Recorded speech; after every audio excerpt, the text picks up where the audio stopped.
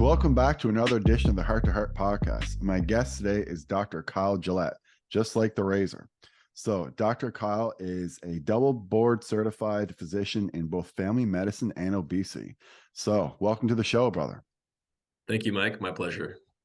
So I really want to chat with you today. If you guys don't know a little about Dr. Gillett, he's been on Andrew Huberman a couple times, both wonderful podcasts. I learned a lot of information there, and that's how I found out about you. And, that's kind of what I want to chat with you about today. A lot of the subjects that you chatted about on Andrew Huberman's podcast. But just before we get started, can you give the audience a little bit of a brief background on yourself? Yeah, so like Mike mentioned, I'm a family medicine physician. I'm also board certified in obesity medicine. I'm from Kansas. And at the end of the day, I just am obsessed with optimal health. I really like, hormone health. I like holistic health, treating body, mind, and soul, and kind of like creating a really high quality product. Sometimes I use the analogy, some people like to drive their car to its limits, and there's people that are, they have a race car, they like to take care of it, it lasts a long time, and they don't go to a regular mechanic. They would like have a pit crew chief and a race car mechanic, and I kind of see myself as that way for humans. It's a perfect analogy. I like that. So Kyle, I'm just gonna get into it if that's okay. So the place that I wanted to start it today was peptides. Peptides, I feel, are becoming more and more of a hot topic. Probably almost even as much so or even more so than testosterone and hormones lately. I get so many questions about peptides. Like, Mike, what do you think about this peptide? What do you think about that peptide? Again, like probably even more so than testosterone and human growth hormone. So I thought that we'd start there. The biggest one, I know you've talked about this before, and it seems to be the one that's probably the most prevalently used, is something called BPC-157. And it seems to be really effective for some people for healing injuries. For some people, maybe not so effective. From my perspective and from what I've observed, it seems to be pretty effective for people who have minor injuries to smaller joints. So things like maybe a minor tear in your in when your sits muscle, so in your rotator cuff, or maybe a minor tear somewhere else, like in your elbow, like those smaller joints. It seems to be really effective there. I've had other people tell me, though, they've used it, say, for something like back pain and have had no success with it at all. So in terms of its efficacy, like, do you see BPC-157 being something that people will be able to use in the future that will be effective for help reducing and healing injuries? Yeah, so BPC-157 is actually arguably a somewhat naturally produced peptide. Peptides in general, as hopefully a lot of people are realizing, are just chains of amino acids. There's nothing magical about a peptide. They have a pharmacodynamic and pharmacokinetic effect. So the drug's effect on the body and how the drug affects and how the body affects the drug. So it's just like any other medication or supplement. That's just pharmacology. But these are medications that are prescribed, and if someone's a candidate, then it should be prescribed by a doctor to a pharmacy, and then the pharmacy will fill a prescription. There's a lot of studies being done on lab rats as well. So unless you're a scientist doing a study, you should get it prescribed by a doctor if you're a candidate for it. So all that kind of out of the way. It works kind of similarly to PRP. So PRP has something in it at a relatively high level. Depending on the person, by the way. For example, someone who's metabolically healthy, PRP works way better because they have more of several growth factors, but one of them is actually technically a cytokine. It's called VEGF, vascular endothelial growth factor. This is something that is often blocked in cases of cancer because a lot of cancers overexpress or they're over reactive to VEGF. And when you take VEGF, which is part of the platelet-rich plasma, and inject it into someone, and then it helps with a process called angiogenesis, or the increase of blood flow, or new blood vessels, or stronger blood vessels. Especially, this is helpful in areas that are not well vascularized. So you think a lot of collagen, for example, tendons and ligaments, are not as well vascularized. So in an area that is well vascularized, it is less likely to help.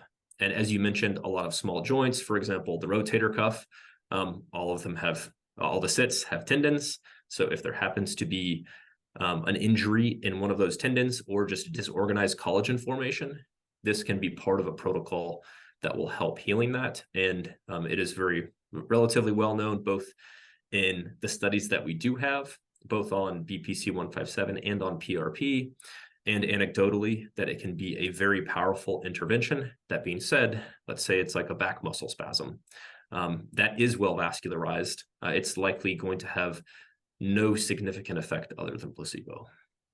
Okay, well, that's a very good answer. And just so people are aware, and I'm glad that you made that little disclaimer before we started, Kyle, because I've never ever prescribed peptides before. You know, unfortunately, I don't know of any ways where that's changing in Canada. At least right now, it seems to be, you know, a pretty difficult thing to do, but it is a subject that's come up a lot recently. So, you know, of course, if you are going to be, you know, using peptides, you know, work with your physician, work with a professional. Don't just, you know, buy it off the internet and then kind of hope for the best. That's definitely not a good strategy.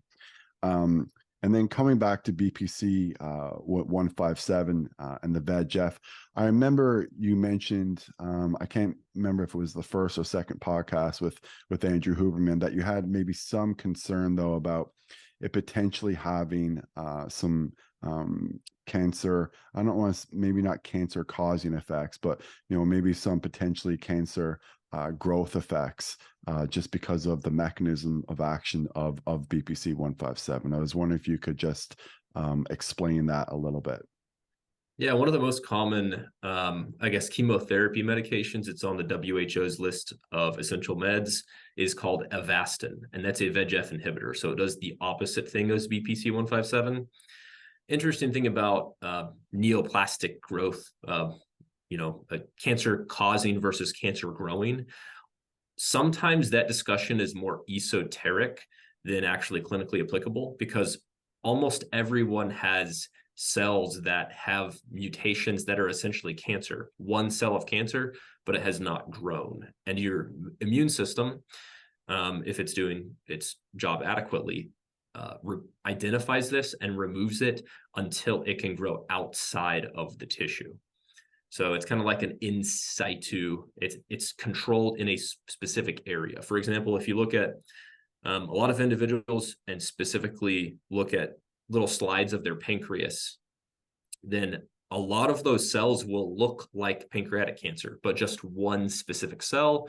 And that usually goes through the checkpoint process. I call it the toll booth, the immune system toll booth. When you have dysregulated growth, whether it's from growth hormone or whether it's from VEGF, that toll booth gets overwhelmed and then it just starts letting cars through so it doesn't get backed up. So the same processes that grow cancer often not truly cause cancer. They don't truly cause a mutation, but given that so many people have mutations that are going to develop cancer anyway. For example, by the age of 100, if you're someone that wants an extremely long health span and you want to live to 120, 80 to 90% of men have prostate cancer at age 100. It's just not going to kill most of them. So over a long period of time, I can't think, well, I guess it depends on what you consider a long period of time. Perhaps someone that is a really good candidate, BPC-157, maybe they have Crohn's or something like that as well, could use it for months, but usually it is a medication that's used for weeks or even very short time span, but not indefinitely. Okay. And then a lot of people too, I know, I think Ben Greenfield has kind of popularized this quite a bit, where he stacks BPC-157 with TB-500. And from my understanding, well, first of all, TB-500 you have to be very careful with because it's on the WADA list, whereas BPC-157 isn't, from my understanding, unless that's changed recently. Is that still the case, or? I can't remember if it was USADA or WADA, but one of them added it. It may Oh, have they been did add it? USADA, Okay. but I believe Okay. that at least some professional athletes can no longer utilize BPC-157. Okay. I wonder if that's different. I don't think it's different if it's prescribed by a doctor, but certainly a lot of people abuse the medication. And then with regards to TB-500, from my understanding, please correct me if I'm wrong, Kyle, but there's actually even more of an increase in VGF with TB-500 versus BPC-157. Is that correct? Or is it just, are they more or less similar in that regard? They're somewhat similar. TB-500 is a stronger growth factor. Okay. So TB-500 is essentially a chopped up version of thymosin beta-4. We used to use thymosin beta-4, which is more bioidentical. And there's like an arbitrary peptide limit. I can't remember if it's 20 or 30, but there's an arbitrary limit of the number of amino acids to use in a peptide. So they took thymosin beta-4, which comes from the thymus. Most people that are adults lose their thymus unless they have myasthenia gravis or other rare conditions. But children have the thymus, and that is one of the proposed benefits of having one is the faster healing, which as most people know, a lot of kids have faster healing. But TB-500, I consider more of a growth factor along with GHK copper peptide. And really, this is kind of mimicking the environment of PRP, where you have both VEGF and other growth factors. Okay. So you would then compare, if someone were to take BPC-157 and TB-500, that would be roughly comparable to PRP. Is that correct? Yeah, at least two parts of PRP. The obvious disadvantage is that there is other growth factors and other contents of PRP. It's not as, but the disadvantage is it's not as much of a scalpel, and it is more difficult to administer. You have to centrifuge it down and whatnot. So it's quite nice that you can teach patients to self-administer the medication, a few times per week, and they don't have to continually come into clinic to get it. Okay. Excellent. Well, I'll move on from BPC-157 and TB-500. But there are a couple more that I wanted to chat with you about. And this one here in particular, I kind of want to ask you about this. At the same time, I want to ask you about a particular SARM. So ipamorelin is the peptide that I wanted to ask you about. I hope I'm saying that right. And then there's a SARM MK477. It also has another name, ibutromin, I think is the name. I'm a little bit unfamiliar with the pronunciations. Apologize for that. But these two compounds apparently supposedly both increase human growth hormone. In your opinion, do you think that they do have good clinical applications, and is one more advantageous over the other? Yeah, I love talking about these. So these would both be in the overarching category I call GHRPs, or growth hormone releasing peptides. The Okay. specific type of peptide that both of these are actually in, I call them ibutamorin and ipamorelin, but I think a lot of pronunciations are good at this point. We're still kind of deciding what to call them. As you mentioned, ibutamorin used to be called MK677, and they've actually just renamed it. So there's a lot of recent clinical literature. I forget what the new name is, but ibutamorin now has a third name to remember. Okay. And it'll probably have a fourth name when it's branded as well. But both of these have been studied for specific types of growth hormone deficiency. We actually discovered the ghrelin molecule. So a lot of people know ghrelin kind of makes you anxious, hungry.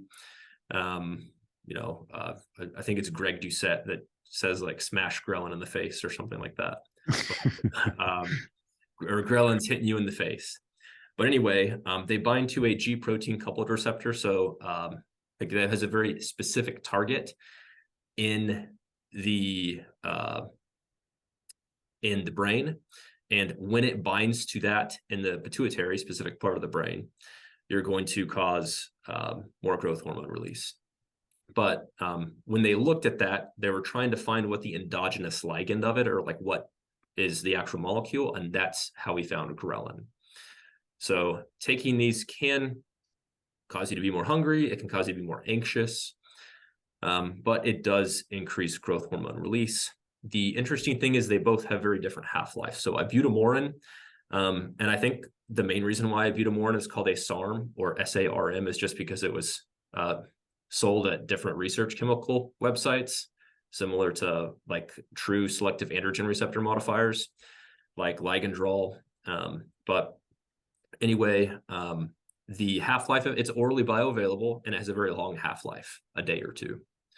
So, which is not, it's both a benefit and a detriment, because usually your pulsatile release of something called GHRH, or growth hormone releasing hormone, has a very short half-life, and then growth hormone itself has a very short half-life. So when you take it for a long period of time, like ibutamoren, common side effects is fluid retention, and then also elevated fasting glucose and even elevated insulin. So it actually acts very similarly to a different bioidentical molecule called HPL, or human placental lactogen. That's what causes gestational diabetes when it's too high. Okay. So I call it GHRP. So gestational diabetes is GDM, and I call this GHRP DM. Okay. This is like a reversible type of diabetes, where if you took a glucose tolerance test, you'd be diabetic by criteria, but it's induced and reversible by induction of the GHRP or removal of so. So for most people, ipamorelin looks like a better molecule on paper, much shorter half-life, minutes, more similar to like the endogenous process. However, there's not as much research on it. So sermorelin is a relatively well-researched molecule. Ibutamoren is a relatively well-researched molecule. Sermorelin was actually FDA approved for growth hormone deficiency for some time. Now you have better options in most cases, but ipamorelin still is a little bit lagging behind in the research department. So if a patient has, for example, if they have growth hormone deficiency, then obviously you talk to them about the risks and benefits of various treatments. Some people with growth hormone deficiency do not secrete growth hormone well from their pituitary, and those people will not be good candidates of GHRPs, since the mechanism of which they increase growth hormone is via the pituitary. But if they can, then some people are often a candidate for this if they're like borderline, or their insurance doesn't cover some other need. But it is important to do a shared decision-making process, because just like the other peptides, there's going to be a risk of tumor growth when you take these. Okay. And it's a couple really good points that you made there. One is the point about diabetes, because I think that I mean, not this is more for lay people. They think that testosterone and human growth hormone are like similar in some ways. Again, it's, but a lot, and it was what I'm saying is a lot of people who are interested in testosterone are also interested in human growth hormone. And maximizing testosterone has been shown to improve insulin sensitivity, so reduce your incidence of diabetes. And low testosterone, if you look at the research now, I mean, unequivocally, it shows that, it does place you more at risk for metabolic disease, for sure. But when you look at human growth hormone, and Peter Attia did a video on this maybe a year ago, so whenever he had his surgery, because he thought that after surgery, maybe if you took a little bit of GH, that might help increase the healing process. And it seemed like he stopped it like pretty quickly, because he said there was like dramatically increasing his blood sugar level. And so I think that's a very important point. A lot of people think that they want to maximize their growth hormone production, and like high normal is fine, but like once you go to like super physiological levels, you can really mess up your blood sugar levels and give yourself diabetes. So I think that's a very important point. And the point that you make about, and again, I'm kind of just theorizing here now, but about the MK477 molecule, and it having this massive like 24-hour half-life, I can imagine, and again, I'm a little bit theorizing here, that probably would be detrimental for your blood sugar control, because as you said, growth hormone is extremely pulsatile. I mean, it shoots up and then it shoots down. It's certainly not continuous, whatsoever. But when you're taking something like MK477, you're essentially putting your body into high growth hormone production for 24 hours due to the half-life. So I do worry that molecule may in fact, I'm not saying that it won't have any clinical benefits in the future. It may have tremendous benefits, but one thing that we may have to look at is its effects on blood sugar, because you know, we have evidence that that growth hormone can, in fact, you know, be detrimental for that. So thank you so much for making that point. Just a couple more peptides. Sorry, did you have something to say there, Kyle? I was going to say one really interesting concept or rabbit hole, and this rabbit hole goes down as far as anyone would like to follow, is at the cellular level. By the way, the credit to this goes to my colleague and business partner, James O'Hara. But at the cellular level, if you look at insulin clamp studies, and James has posted this on his Instagram as well, which you can find via the links, when you administer exogenous testosterone to men, as you mentioned, it is an insulin sensitizer. However, when you do it to a biologic female, it causes insulin resistance. And we know this for the same reason why we know NMN causes insulin resistance, insulin clamp studies, which is it's close to the gold standard. So it's very clear that that is the case, but it is due to effects downstream of the androgen receptor. Because at first you think with mosaicism and two X chromosomes, two androgen receptors, since it's on the X chromosome, that females would have more of a modulating effect, and then men with more sensitive androgen receptors would have more insulin sensitization. But that's not necessarily the case. So a lot of that has to do with the downstream effects after gene transcription. And that is where a lot of research is going to be done. I suppose, kind of like on an unrelated topic, a lot of the studies that are being done right now in both biologic females and biologic males on testosterone will tell us more about the sequela of this in the future. What we do know is that in biologic males that need testosterone replacement, if they are hypogonadal, they have less ASCVD outcomes, so less heart attacks, which is also not what you would expect because they activate the same enzyme that statins inhibit. But most of this, as you have implied, is likely due to not getting prediabetes and or not getting diabetes. That makes you, if you're about to become diabetic, then doing about anything that you can possible to reverse that. Or if you just have, you know, it's not like you cross an A1C of 6.5 and then it's a very strict barrier. There's a bit of a continuum, but preventing that from happening by almost whatever means is probably your number one health goal. Okay. My only question to that, Kyle, is so, you know, I have a few women, not many, on a very, very low dose of testosterone replacement therapy. I'm talking like, you know, 0.5% of a cream applied per day. So, you know, very little. Do you feel like that may worsen a female's overall blood sugar control or worsen their hemoglobin A1C? And for people who aren't aware, hemoglobin A1C is their blood sugar measurement over 3 months. Acutely, yes, it certainly will, but that is independent of lifestyle modifications. So if there's a female with very low testosterone, replacing at a appropriate dose is going to give the tools or enable the lifestyle interventions like better exercise, for example, or better sleep, or even conversion to estrogen. Interesting thing about topical testosterone is that it disproportionately increases IGF-1 when compared to other methods of administration. And So GHT as well, correct? depending on where it's applied. So if it's applied like labially, there's a specific skin layer that's in like labial or scrotal tissue that has very high concentrations of the 5-alpha reductase enzyme. So depending on where it's applied, it could either increase aromatization or 5-alpha reduction. Okay. And I know we only have an hour, and I will get into TRT lately because I do have a couple of questions about that. But I just have a couple more questions about some peptides, and these are some ones that I don't know too much about. And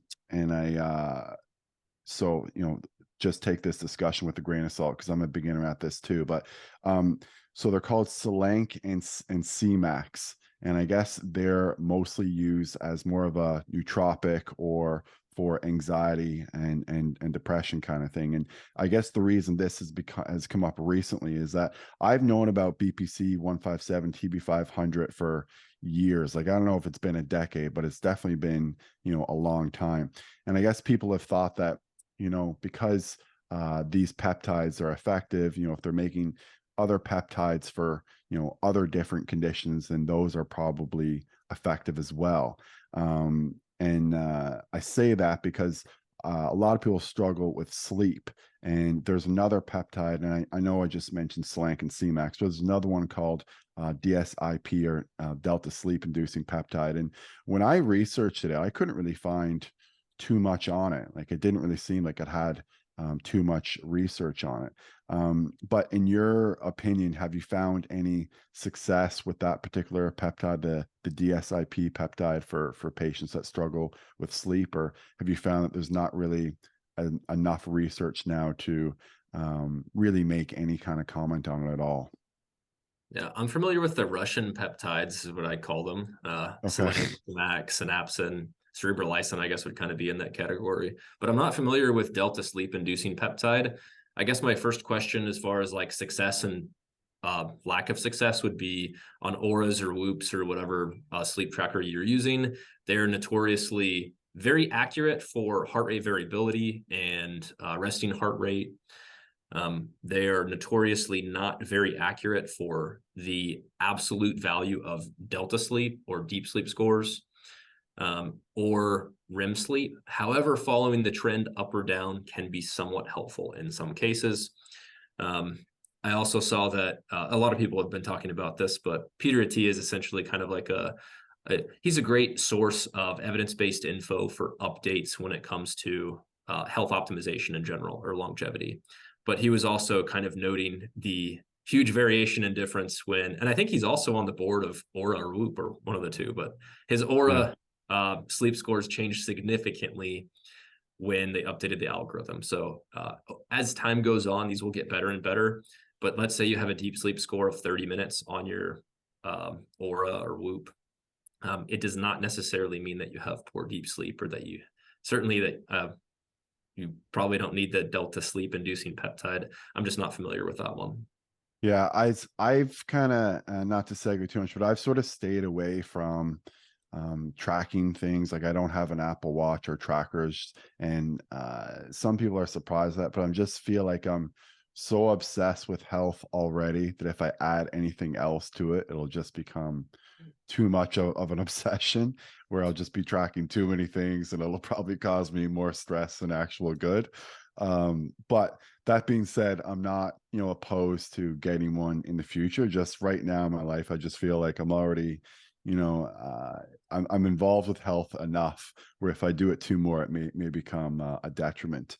But just getting back to some of the peptides, are you familiar with these ones, Selank and CMAX? Are they potentially helpful for people? Yeah, the class of Selenk, Samax, and Synapsin, they can be helpful in cases of PTSD or specific types of anxiety. They're often administered intranasally when you take a nasal spray. Esketamine or Spravato is the same way, I believe. But anyway, it crosses like through the blood-brain barrier to the CNS easier, and can have more of a relaxing effect. So potentially they could be useful after TBI, but that's after you do conventional things like make sure they're getting at least 2 grams of DHA. I think the NFL has protocols like this as well. So yes, they're potentially useful, but there's also many other things that you'd be considering after like TBI or PTSD. Okay. All right. I guess we'll move on from there, because I don't know if those are going to be utilized anytime soon. I mean, if the other peptides I'm talking about, I'm still not prescribing 10 years later, I Yep. don't know if these will come up, but hopefully they do. I mean, that's an issue in medicine, unfortunately, is that we have these wonderful drugs or compounds or molecules, whatever they are, that, a lot of people know about. And then unfortunately, it takes them, years to come to the forefront. And actually, a great example that you just mentioned, Jen, is ketamine. I've been prescribing ketamine now for 3 or 4 years and gotten a lot of good results with patients. But I was actually listening to Tim Ferriss's podcast the other day with John Crystal. Is it? I think is his name. I forget. But he called it, like Tim did, like the most comprehensive podcast ever, something like that, on ketamine.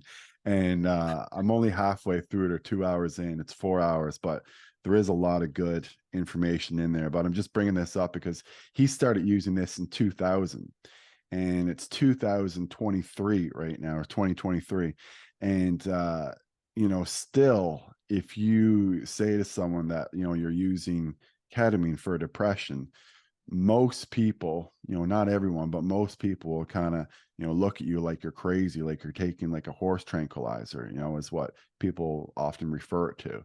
Hmm. But, you know, it's incredibly effective for depression. There's multiple meta-analysis that have shown that, real world evidence studies. And the other thing about it too, and I know we're not really chatting too much about this today, but I just want to mention is that there have been at least a couple randomized controlled trials that have shown that you do get benefits with ketamine, using it sublingually or orally, just as you do from using it through an IV. And that's how I prescribe it to my patients, and they've had tremendous success with that. So did you want to mention anything about ketamine before we move on? Because I know you did mention that briefly in our chat before. So I see ketamine very similarly to you, and I could talk about ketamine and many other promising molecules in psychotherapy, as far as like medication therapy for conditions like PTSD or depression.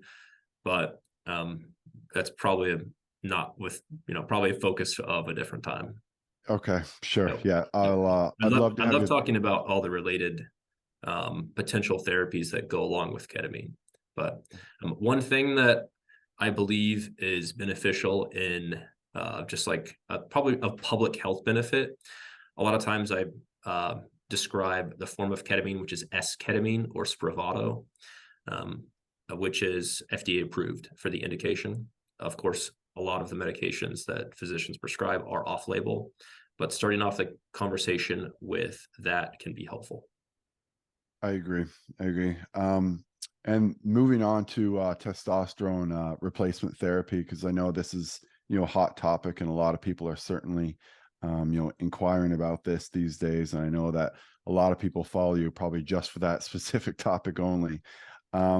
So, a couple things that I wanted to chat with you about today. So, a lot of people are using HCG, or human chorionic gonadotropin, along with testosterone when they're giving when they're replacing testosterone for other patients. So for myself in my practice, I actually don't tend to use it too much. I do have some patients that are on it, but the reason why I don't use it is, and maybe you can correct me on this, Kyle, is that it seems like over time you may become a little bit desensitized to the LH receptor. So the HCG, if you just pumping and pumping it and pumping it over time, you may lose some of that efficacy. And I don't worry about that too much if someone doesn't want to have kids later on.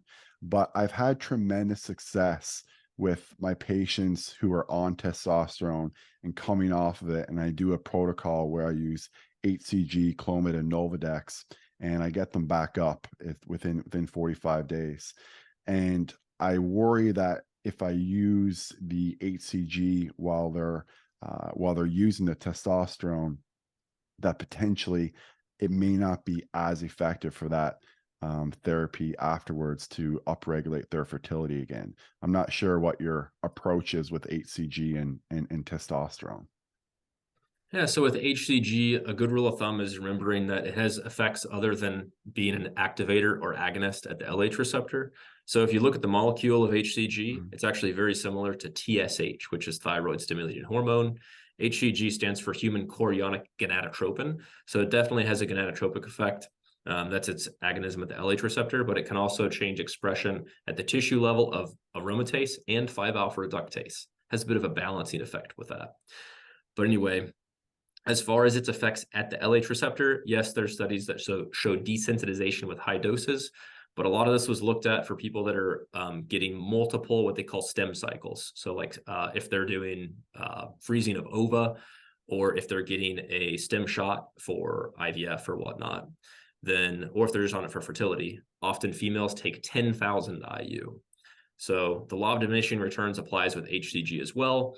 But the desensitization does not appear to be permanent. That being said, most males, if they're on TRT and they're kind of on a maintenance dose, let's say they don't desire fertility within 12 months, then a dose of something like 250 IU 2 to 3 times a week is still going to have a benefit.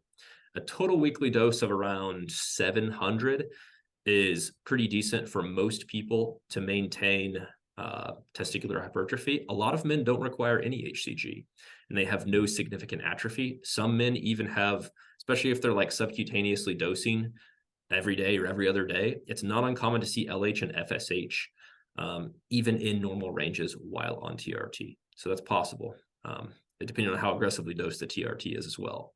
So I guess all of that can be summed up as an individualized regimen is important, but a lot of people I have on basically one course or one treatment of HCG every 2 to 3 years, depending on the atrophy that's present, depending on how they're feeling. And then when they desire fertility, within 12 months, I keep them on HCG continuously, sometimes longer than that. If there's a comorbid pathology like varicosities or pre-existing testicular atrophy with FSH as well. So FSH hits the FSH receptor, of course, but a lot of that's in the seminiferous tubules where you do make sperm, but that also releases several other proteins or autocrine paracrine factors. You can look at them like that help with feedback with the LH receptor. So one of my theories is that part of the reason why HCG looks like it's desensitizing the receptor is just because there's not concurrent FSH input. So if there's that concurrent FSH, a lot of times that's like 50 to 75 IU, 2 to 3 times a week. You can inject it with the same syringe as the HCG. Then you have that more natural balance for agonizing both the Leydig cells, LH receptor, and the seminiferous tubules, FSH receptor. Okay, excellent. So, and just to kind of summarize that a little bit, so not everyone who's on TRT needs to be on HCG, but if you are experiencing testicular atrophy and maybe some other things as well, HCG certainly can be used while you're on TRT to maintain testicular atrophy, and even can be used. I've seen some studies where it can even maintain fertility, meaning that guys who are on TRT and don't want to come off it, but they still want to be fertile. And again, that's not what I do or what I really recommend, but it is possible. There are studies on it, and we know it's possible too, because I'm sure you've had, bodybuilder friends that have, used copious amounts of steroids and somehow they still got, their girlfriend pregnant kind of thing. So, don't use testosterone or steroids as like a contraceptive, because it's definitely not 100% proof. Yeah. Here's a top 3 that you can consider. If you desire future fertility, if there's any chance, at least once every 3 years, consider a course of HCG with or without FSH. And then also, if there's any chance you desire future fertility, then you can even track your sperm counts at home. There's monitoring things. At some point, I should just post this on my website because I think I've said it dozens of times at this point.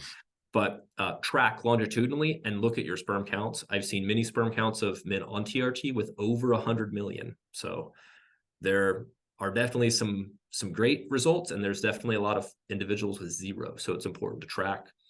And then the last one would just be, if you're on HCG, consider FSH with it, which we talked about. Okay, excellent. One question I have for you, and sometimes people are surprised that I use this medicine, but I get really good results on it. So not for everybody, but I do use progesterone for some men, and they say that it's incredible for their hair growth. And some people just find that it gives them a little bit of a better overall mood, makes them a little bit calmer. And some people find that also it helps them sleep better as well. So progesterone, as many people know, it's kind of more associated with females. Obviously, males have that hormone as well, but it is something that has been shown, especially for females who are on hormone replacement therapy, to be really effective for sleep. And then, of course, if you're a woman and you're taking estrogen, you should absolutely be taking progesterone as well. But I'm just wondering, do you have any thoughts on using progesterone for men while they're on TRT, or do you feel that it's something that's, shouldn't be used, or something that, maybe does have some utility? Occasionally I do. As you mentioned, it's not in most cases. Progestogens, which is just like progesterone, pregnenolone, DHP, and THP, are very interesting. I call it the progestogen pool. So you can check your pregnenolone, you can check your progesterone, and between the two, you can have a decent idea of what your natural endogenous secretion is. The adrenals do make some. The Leydig cells also make some. So if you have HCG, for example, that will increase your progesterone just a touch. It is highly variable. There's some interesting correlation studies between men with higher progestogen pools and their likelihood of being homosexual or non-heterosexual. But that's probably a correlation. I'm not sure what the causation would be behind that, but we also know that progesterone specifically has a balancing effect at the estrogen receptor, so it can desensitize it or sensitize it. Often it desensitizes it, but you think for its hair growth potential, it could sensitize it. And then there is other progesterone receptors as well. Progesterone, just like testosterone, is 5-alpha reduced. So it converts to DHP, and then it's 5-alpha reduced again to THP. So just like you have DHT, we have DHP.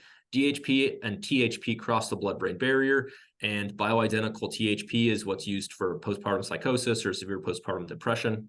And we also do that IV. We like doing things IV for some reason. But anyway, at some point, we'll have lymphatically absorbed THP, and that'll be used for many other indications. For example, probably like menopause-related depression, perhaps in men with PFS, which is post-finasteride syndrome, which we don't have to get into that rabbit hole. But I've done hours of podcasts on it if people want to listen to that. But that's how I think of progestogens for men that have good progesterone production during TRT. Then obviously I don't replace it. Sometimes people have extremely low. So one of the downsides of taking progesterone is it suppresses LH and FSH. So if you're already on testosterone, then that's not as much of a downside. Okay. I really appreciate you answering that question, because that's certainly something that comes up quite a bit.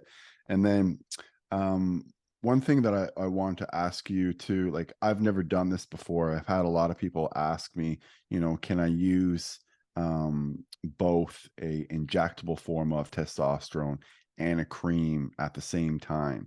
And my answer is like, I get your logic kind of thing, but like there's just no like studies on this. And then also too, it's harder to kind of track overall.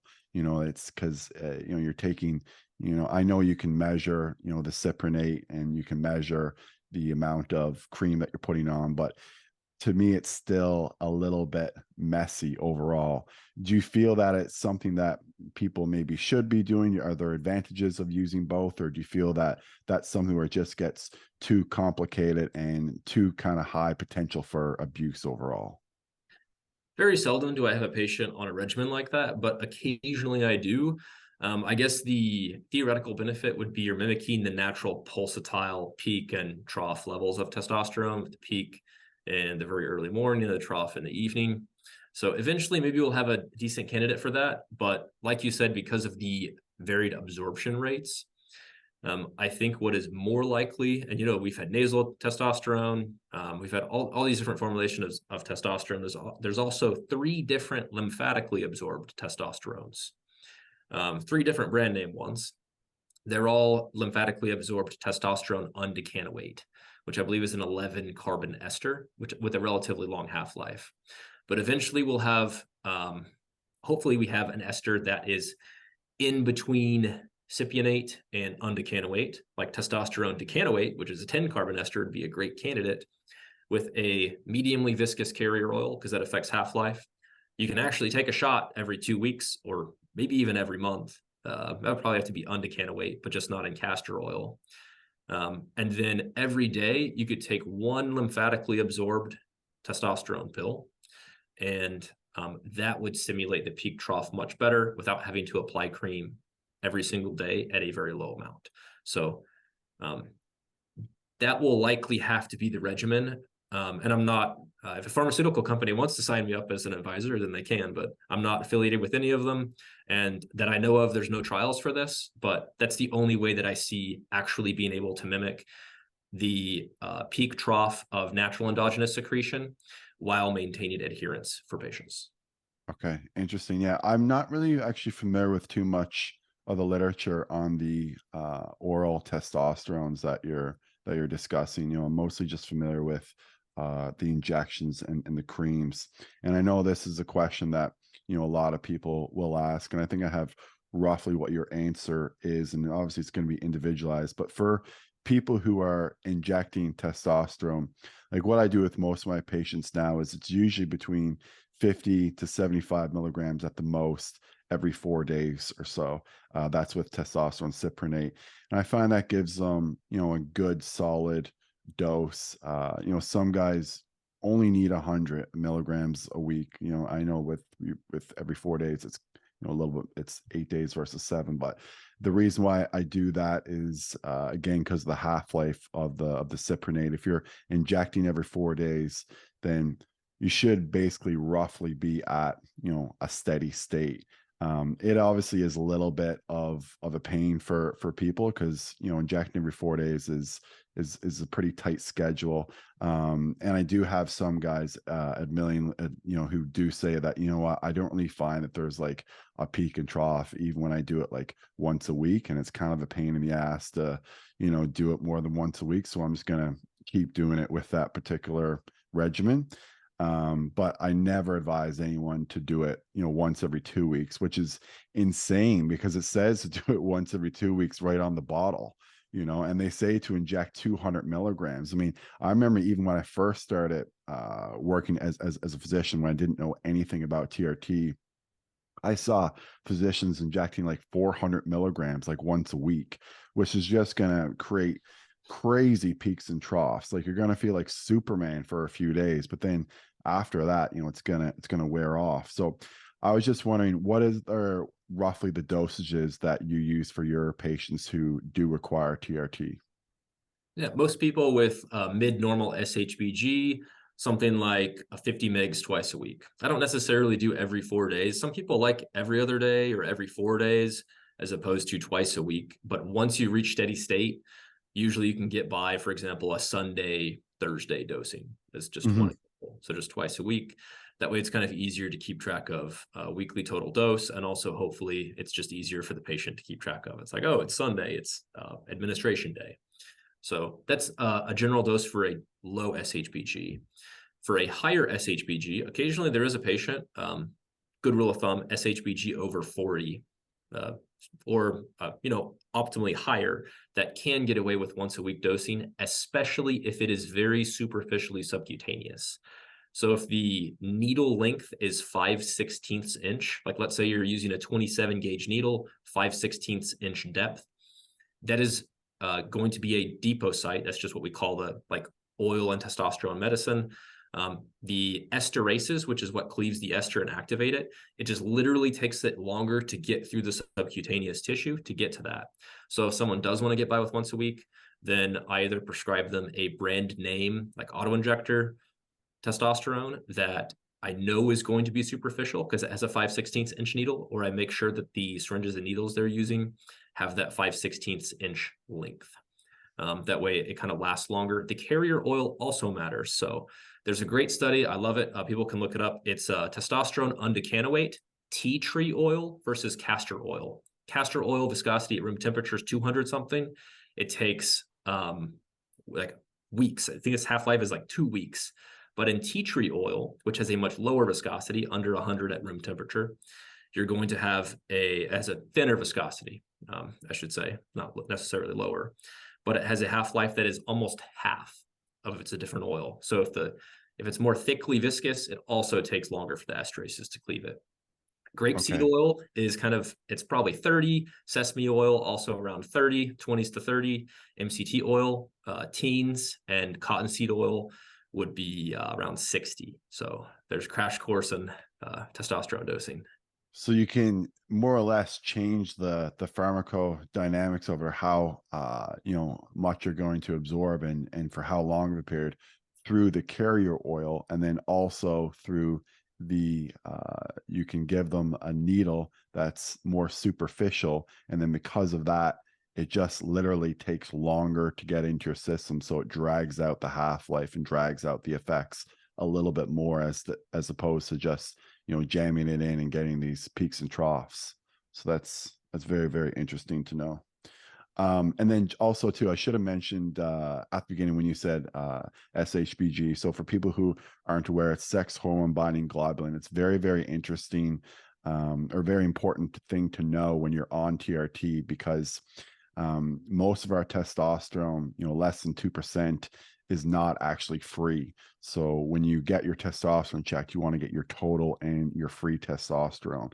And for some people, they have really high SHBG, and the causes of that and the ways to reduce it are, we can get into it a little bit, but it is pretty tricky overall. It seems like it's somewhat genetic. Like I did see one human study on it. I'm sure you've seen the study that shows that boron supplementation can, decrease the SHBG a bit and then thereby increase your total free testosterone. But I can't say that I've had a bunch of dudes come in my office with, high SHBG. They took boron and it went down, but it, in theory it should, and there is some evidence there for that. So just wanted to make that point about SHBG for people who are unaware of that. I only know we have a few minutes left, and there's a couple supplements that I wanted to chat with you about. So, some people obviously, are not candidates for TRT. They're, high normal, or, even just normal range, and they want to, get into that high normal, or, the very, very top of the range. And it seems like the supplements that you recommend are, again, maybe boron if you do have high SHBG, and then the two, I know you've discussed this so many times before, a couple times with Andrew Hoopman anyway, that one would be Tongat Ali, and then the other one, I don't really know how to pronounce it that well, but the Badosia. Adosia agrestis. Yeah. So the question I have for you on that is, because I've had this question so many times, is there any benefit for someone taking Tongat Ali if they're already on testosterone? There might be. So the interesting thing about Tomcat is it's in vivo studies, and there are a lot of human studies for Tomcat, are quite different from its in vitro studies. So its in vitro studies, it looked more like a SERM, a selective estrogen receptor modifier, maybe even an aromatase inhibitor. It does not appear to be that.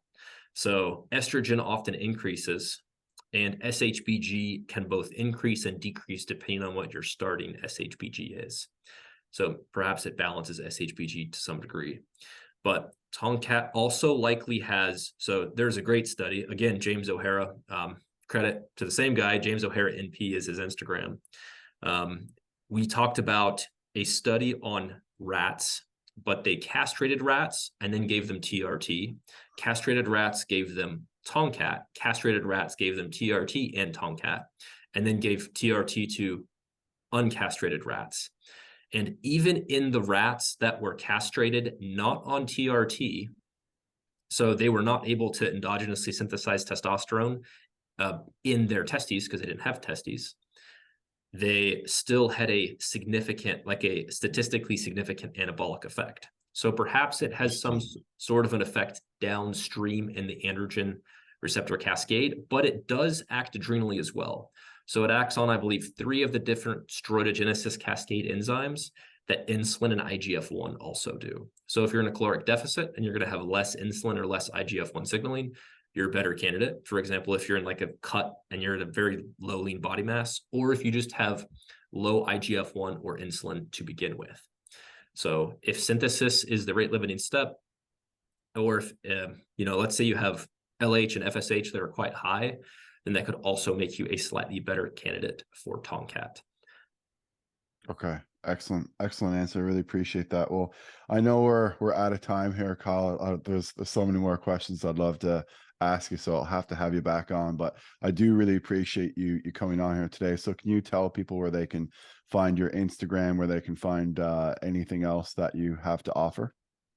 My Instagram is Kyle Gillett MD, Gillett Health on all other platforms, and GilletteHealth.com.